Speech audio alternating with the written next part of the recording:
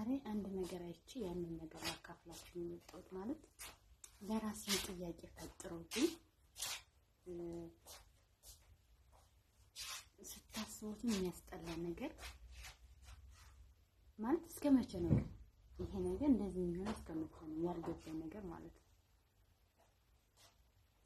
አንዳንድ ወንዶች ግን እኔ እንጃ ከግንድ ነው እንደተፈጠራችሁት። ቢያንስ እኮ አንድ ሰው ሲፈጠር ከሴት እናት ነው የተፈጠረው። አባታችሁን ተውትና እናት ምሽን በእርግጠኝነት ይሄን ድርጊት የምታደርጉ ወንዶች እናታችሁንም እህታችሁንም የወደፊት ህይወትም እንደማይኖራችሁ በአራት ነጥብ በቃ በአስር ጣታችሁ ፈርማችሁ ነው ብዬ ነው የማስበው እንጂ ነገ ህይወት እንዲኖራችሁ የምትፈልጉ ከሆነ እናታችሁን የምታከብሩ ከሆነ እህታችሁን የምታከብሩ ከሆነ ሚስታችሁን የምታከብሩ ከሆነ በሴት ልጅ እንደዚህ ያን ነገር አታደርጉም። በእርግጠኝነት አንዳንዴ እኔ ጥያቄ ይፈጥርብኛል። በነገሩ እኛ እየዋሁነን ነው፣ እኛም አይገባ የዋህ እናምናችኋለን እኮ የምር። በእርግጥ ግን በእናንተ ጀርባ መልካም ወንዶች አሉ፣ ሁሉ ወንድ አይደለም። ሰላም ሰላም፣ ውድና የተከበራችሁ የሰላም ዩቲዩብ ቻናል ቤተሰቦች እንዴት ናችሁ? ደህና ናችሁ? እኔ ያለው እግዚአብሔር ይመስገን። በያላችሁበት ሰላማችሁ ብዙ ተረፍርፍ ይበልልኝ። ዛሬ ከብዙ ቀናት በኋላ በቪዲዮ መጥቻለሁኝ። ያው እኔ እኮ ብዙ ጊዜ ቪዲዮ የማይገባው አይመችም፣ ቤቱ ለመቅረጽ እንደዚህ ቪዲዮ ለመቅረጽ ምንም አይመችም። ማለች በስንት መከራ ተዘጋጅታ ነው የኖረች ናት ጎበዝ፣ እና ለዛ ነው ያው አረብ ሀገር ያላችሁ ልጆች በደንብ ነው የምትረዱኝ። እና ደግሞ ከስራ አንፃር ነው ሰትዬ ደጅ ነው ጎበዝ። እና ያው ሰትዬ እግር በእግር ሰትዬ ማለት ነው የፍየል ጅራት በሏት አትፈታችሁ አትወጣም። እኔት በተለይ እግዚአብሔር ይረዳላት ሰትዬ ናትና ያው እሷን ለማክበር ስታከብሩ ትከበራላችሁ በሚለው ይዤ ያው እንግዲህ ሰራተኛ ሲሆን እንደ ሰራተኝነቴ፣ አሰሪ ሲሆን ደግሞ እንደ አሰሪነቴ የራሱ የሆነ ምን አለው ደረጃ አለው እያንዳንዱ ነገር። እኔ ዛሬ አሰሪን ሳከብር ነገ አሰሪ ሲሆን እከበራለሁ። የዘረውትን ነው ማጭልና ለዛ ነው ውዶቼ ፍቅሮቼ። እና ቤተሰብ ያልሆናችሁ ለሰላም ዩቲዩብ ሰብስክራይብ እያደረጋችሁ ቤተሰብ ሁኑ። ቤተሰብ የሆናችሁ ደግሞ ሼር ላይ ኮሜንት እያደረጋችሁ አበረታቱኝ። ምናልባት ለኔ ላይክ ስታደርጉ ወይም ደግሞ ኮሜንት ስትጽፉልኝ ወይም ደግሞ ሰብስክራይብ ስታደርጉልኝ እናንተ ምንም አትከፍሉበትም፣ ለኔ ደግሞ ትልቅ ፓወር አለው። ላይክ ስታደርጉ የሚለቀቁት ቪዲዮዎች ይደርሷችኋል። ኮሜንት ሀሳብ አስተያየታችሁን ስትጽፉ ደግሞ እኔ የበለጠ እየጠነከርኩ እየሰራሁ እንድተር ታበረታቱኛላችሁ። ሰብስክራይብ ደግሞ ሲጠራቀም ለኔ ምን አለው ኢነርጂ አለው ማለት ነው ውዶቼ ፍቅሮቼ። ስለዚህ ቤተሰብ ያልሆናችሁ ሰብስክራይብ ያደረጋችሁ ቤተሰብ ሆኑ። ቤተሰብ ያላችሁ ደግሞ ሼር ላይ ኮሜንት እያደረጋችሁ አበረታቱኝ ውዶቼ ፍቅሮቼ። ባላችሁበት ደግሞ ሰላማችሁ ብዙ ተረፈ ይበልልን። እናት ሀገራችን ኢትዮጵያ ሰላም ያደርግልን፣ መዋደድን፣ መተሳሰብን፣ መተዛዘንን ይስጠን። ያው እንግዲህ መጀመሪያ መግቢያ ላይ እንደተናገርኩት ዛሬ አንድ የሆነ ዘግናኝ ነገር አይችል የመጣሁትና ምሽል ይሄ ሚዲያ እንግዲህ እውነትም ይሁን ውሸት ማሳየን ነገር የለም። አንዳንድ የሚፈጠሩ ነገሮች ለህይወታችን ያስተምሩናል። ለምሳሌ አሁን በዛች ልጅ የደረሰባት የህይወት ጎጅ ነገር ለኔና ለእናንተ ብዙ ጥቅም አለው፣ እንድንጠነቀቅ ያደርገናል። ሰውን ለይተን በነገራችን ላይ ሰውን መለየት ይከብዳል። ሰውን ለመለየት እኮ የጤፍን ፍሬ መርጦ ማውጣት ማለት ነው። እኔ እንደዛ ነው የሚከብደኝ። ማለት እኔ ራሴም ሰው ነኝ እኮ፣ ግን ሰው ብሆንም ያን ሰው መልካም ሰው ነው ጥሩ ነው ብለሽ የቀረብሽው ከጀርባው ያለውን አታውቂም። መጥፎ ነው ብለሽ ስትቀርቢ ከጀርባው ያለውን አታውቂም። በተለይ በዚህ ዘመን የምንወዳቸውን ሰዎች ሁሉ እንድንፈራ እያደረጉን ነው። አንዳንድ ሰዎች የሚያደርጉት ድርጊት የምሬ ነው። በጣም የሚወደዱ የሚከበሩትን ሰዎች ራሱ በቃ እነሱንም በቃ ማመን እንድናቆም እያደረጉ ነው። አንዳንዴ ንሳደ አይደለም ባለ እንዲያው ቤተሰቡን ሁሉ የሚያስፈሩ ነገር ነው እየተደረገ ያለው ማለት ብቻ አላውቅም። ያለንበት ዘመን እግዚአብሔር አምላክ እናቴ ወላዲት አምላክ እንደው ሰላምና ፍቅር ይስጠን፣ ማስተዋል ይስጠን። እግዚአብሔር አምላክ ማስተዋል ይስጠን።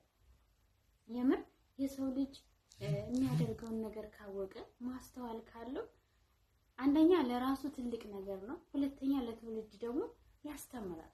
ግን ዝም ብለን በስሜት የምንመራ ከሆነ ሰውን ለመጉዳት እንጂ ሰውን ለመጥቀም ማንራመድ ከሆነ አንዳንዴ እኮ ይዘገያል እንጂ ሰው የዘራውን ያጭዳል። ይሄ ማመን አለባችሁ። እመቤቴ ገበሬ ጤፍ ዘርቶ ጤፍ እንደሚያጭደው ሁሉ ክፉ የዘራችሁ ሰዎችን ክፋችሁን ነው የምታጭዱ፣ መልካም የዘራችሁትም ደግሞ መልካማችሁን ነው የምታጭዱ። ስለዚህ አንዳንዴ ሰው መሆን ራሱስ በቂ ነው። ለምን እኔ ራሴ ሰው ከሆንኩኝ እኔ ሰላም ራሴን በስነ ስርዓት በሚገባ መንገድ ከመረሁት እኔ ከማለቴ በፊት ከኔ ላይ ያለው ነገር ለሰዎች ያንጸባርቃል። ምክንያቱም የምሰራው ነገር ራሱ ይናገራል።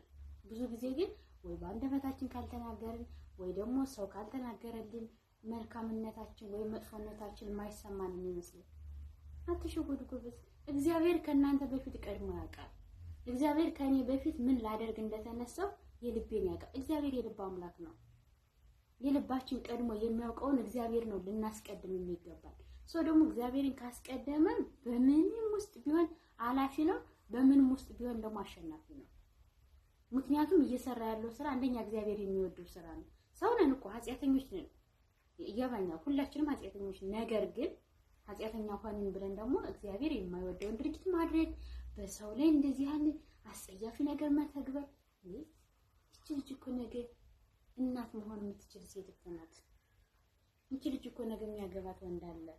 ነገ እኮ ቤተሰብ መመስረት የምትፈልግ ሰው ናት። ግን ይሄ ነገር በህይወቷ ላይ ተፈጽሞ እንዴ አይምሮ ህመምተኛ እኮ ነው ያደረካት። አንተስ ግን እግዚአብሔር ታርፋለህ፣ ልብክ ሰላም ይሰማሃል። በሷ ላይ ሁሉ ተግባር አድርገህ ሰላም እረፍት ይሰማሃል። እኔ ላንተ በጣም ነው ያዘንኩት። ሰማህ እንግዲህ እግዚአብሔር አምላክ መፍትሄውን እሱ ያዘጋጅላት። ሁሉን ነገር የሚያደርገው አምላክ ነው። ፍትህ የሚጠየቀው ከክርስቶስ እንጂ ከሰው አይደለም። ከሰው ማይሆን ነፍሳቸውን አጥተው ተደፍረው ብዙ ነገር ሆኖ ከሰው ምንም ፍትህ አላየንም። ፍትህ ከክርስቶስ ግን ደግሞ መስሎህ ነው እንጂ ዛሬ ጉልበትህን ተጠቅመህ ያደረከው ጉልበት ይሰበራል። አትሸወድ።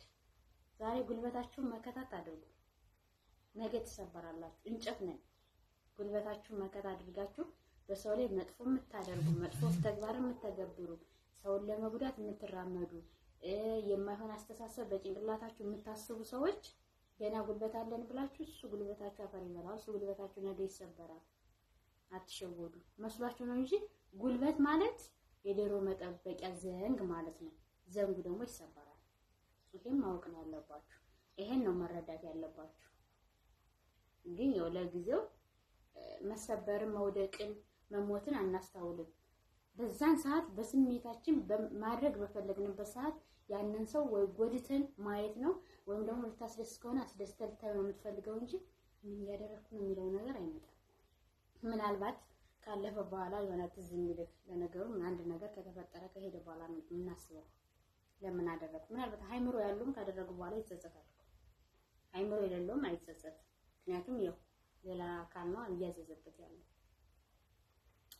እና ውዶቼ በጣም ነው የሚያሳዝነው በአንዲት ሴታችን ላይ የተፈጸመው ነገር ያስጠላል። እና አንዳንዴ ሴት ሆናችሁ መፈጠራችሁ እንድትጠሉ የሚያደርግ ወንድሞቻችሁን ነገ የምታፈቅሯቸው ወንዶች እንዳታምኑ የሚያደርግ አላቅ። ብቻ እግዚአብሔር አምላክ ሰላሙን ያወርድልን፣ መተሳሰብን መተዛዘንን ይስጠን።